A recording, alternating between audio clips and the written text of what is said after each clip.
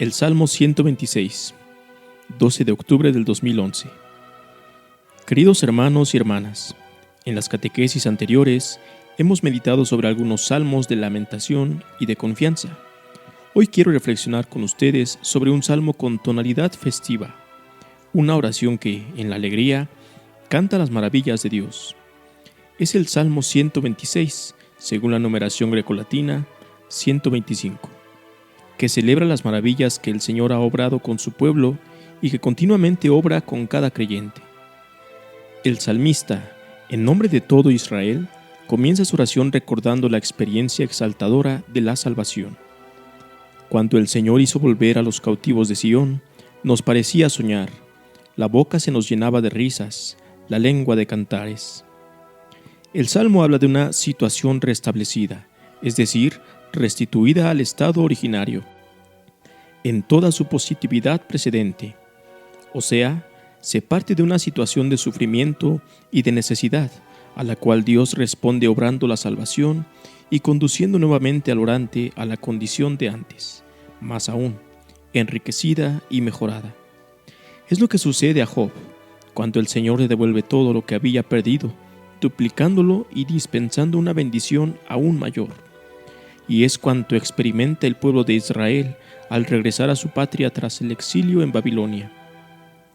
Este salmo se ha de interpretar precisamente en relación a la deportación en tierra extranjera. La tradición lee y comprende la expresión restablecer la situación de Sión como hacer volver a los cautivos de Sión. En efecto, el regreso del exilio es paradigma de toda intervención divina de salvación, porque la caída de Jerusalén y la deportación a Babilonia fueron experiencias devastadoras para el pueblo elegido, no solo en el plano político y social, sino también y sobre todo en el ámbito religioso y espiritual. La pérdida de la tierra, el fin de la monarquía davídica y la destrucción del templo aparecen como una negación de las promesas divinas, y el pueblo de la alianza, disperso entre los paganos, se interroga dolorosamente sobre un Dios que parece haberlo abandonado. Por ello, el fin de la deportación y el regreso a la patria se experimentan como un maravilloso regreso a la fe, a la confianza, a la comunión con el Señor. Es un restablecimiento de la situación anterior que implica también conversión del corazón, perdón, amistad con Dios recuperada, conciencia de su misericordia y posibilidad renovada de alabarlo. Se trata de una experiencia de alegría desbordante, de sonrisas y gritos de júbilo, tan hermosa que parecía soñar. Las intervenciones divinas con frecuencia tienen formas inesperadas, que van más allá de cuanto el hombre pueda imaginar.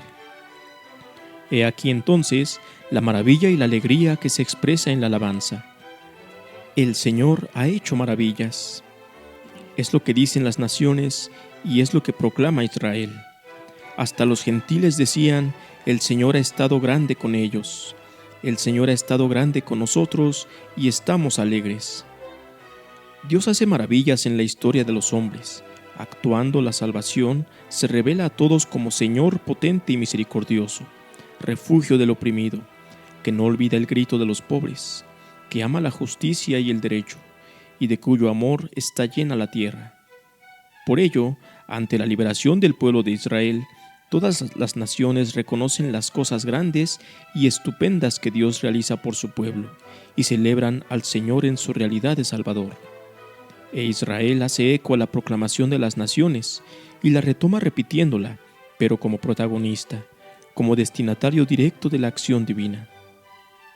El Señor ha estado grande con nosotros, para nosotros, o más precisamente, con nosotros, en hebreo, Immanú, afirmando de este modo la relación privilegiada que el Señor mantiene con sus elegidos y que en el nombre Emmanuel, Dios con nosotros, con el que se llama a Jesús, encontrará su culmen y su manifestación plena. Queridos hermanos y hermanas, en nuestra oración deberíamos mirar con más frecuencia el modo como el Señor nos ha protegido, guiado, ayudado en los sucesos de nuestra vida y alabarlo por cuanto ha hecho y hace por nosotros. Debemos estar más atentos a las cosas buenas que el Señor nos da. Siempre estamos atentos a los problemas, a las dificultades, y casi no queremos percibir que hay cosas hermosas que vienen del Señor. Esta atención, que se convierte en gratitud, es muy importante para nosotros y nos crea una memoria del bien, que nos ayuda incluso en las horas oscuras.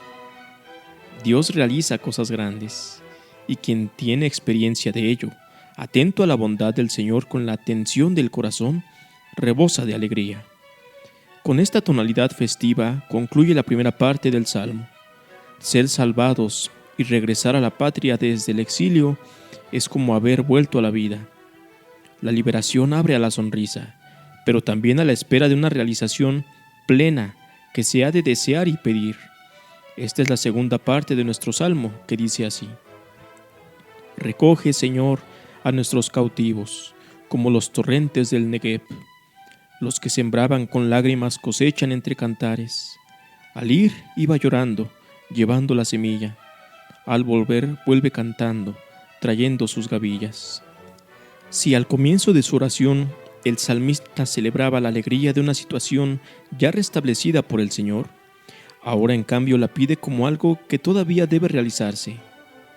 Si se aplica este salmo al regreso del exilio, esta aparente contradicción se explicaría con la experiencia histórica vivida por Israel de un difícil regreso a la patria, solo parcial, que induce al orante a solicitar una ulterior intervención divina para llevar a plenitud la restauración del pueblo. Pero el Salmo va más allá del dato puramente histórico, para abrirse a dimensiones más amplias, de tipo teológico. De todos modos, la experiencia consoladora de la liberación de Babilonia todavía está incompleta. Ya se ha realizado, pero aún no está marcada por la plenitud definitiva. De este modo, mientras celebra en la alegría la salvación recibida, la oración se abre a la espera de la realización plena. Por ello, el Salmo utiliza imágenes especiales que, con su complejidad, remiten a la realidad misteriosa de la redención, en la cual se entrelazan el don recibido y que aún se debe esperar, vida y muerte, alegría soñada y lágrimas de pena.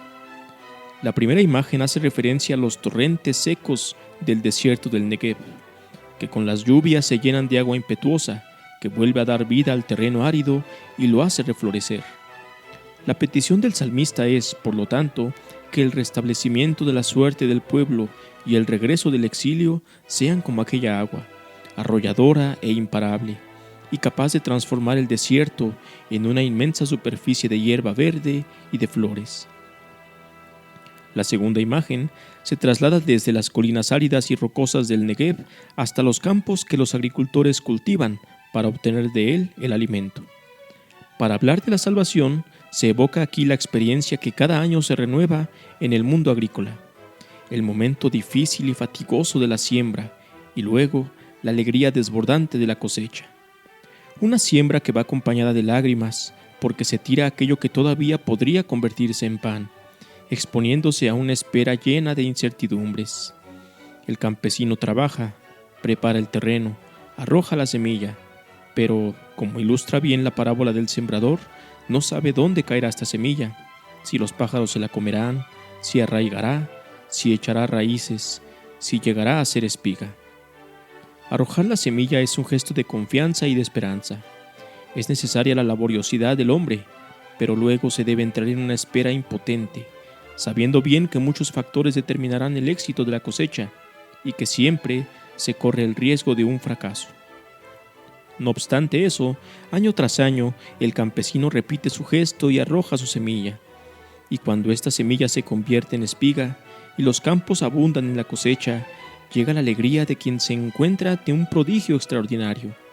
Jesús conocía bien esta experiencia y hablaba de ella a los suyos. Decía: el reino de Dios se parece a un hombre que echa la semilla en la tierra. Él duerme de noche y se levanta de mañana. La semilla germina y va creciendo sin que él sepa cómo. Es el misterio escondido de la vida. Son las extraordinarias maravillas de la salvación que el Señor obra en la historia de los hombres y de las que los hombres ignoran el secreto. La intervención divina, cuando se manifiesta en plenitud, muestra una dimensión desbordante, como los torrentes del Negev y como el trigo en los campos. Este último, evocador también de una desproporción típica de las cosas de Dios. Desproporción entre la fatiga de la siembra y la inmensa alegría de la cosecha, entre la ansia de la espera y la tranquilizadora visión de los graneros llenos, entre las pequeñas semillas arrojadas en la tierra y los grandes cúmulos de gavillas doradas por el sol. En el momento de la cosecha, todo se ha transformado, el llanto ha cesado, ha dado paso a los gritos de júbilo. A todo esto hace referencia el salmista para hablar de la salvación, de la liberación, del restablecimiento de la situación anterior, del regreso del exilio, la deportación a Babilonia, como toda otra situación de sufrimientos y de crisis, con su oscuridad dolorosa compuesta de dudas y de una aparente lejanía de Dios, en realidad, dice nuestro Salmo, es como una siembra. En el misterio de Cristo, a la luz del Nuevo Testamento, el mensaje resulta todavía más explícito y claro. El creyente que atraviesa esa oscuridad es como el grano de trigo que muere tras caer en la tierra, pero para dar mucho fruto. O bien, retomando otra imagen utilizada por Jesús, es como la mujer que sufre por los dolores de parto, para poder llegar a la alegría de haber dado luz a una nueva vida. Queridos hermanos y hermanas, este salmo nos enseña que, en nuestra oración, debemos permanecer siempre abiertos a la esperanza y firmes en la fe en Dios. Nuestra historia, aunque con frecuencia está marcada por el dolor, por las incertidumbres, a veces por las crisis, es una historia de salvación y de restablecimiento de la situación anterior. En Jesús acaban todos nuestros exilios, y toda lágrima se enjuga en el misterio de su cruz, de la muerte transformada en vida, como el grano de trigo que se parte en la tierra y se convierte en espiga. También para nosotros, este descubrimiento de Jesucristo es la gran alegría del sí de Dios, del restablecimiento de nuestra situación.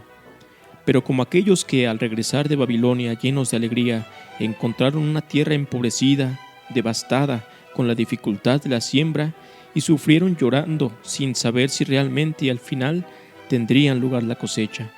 Así también nosotros, después del gran descubrimiento de Jesucristo, nuestro camino, verdad y vida, al entrar en el terreno de la fe, en la tierra de la fe, encontramos también con frecuencia una vida oscura, dura, difícil, una siembra con lágrimas, pero seguros de que la luz de Cristo nos dará, al final, realmente la gran cosecha.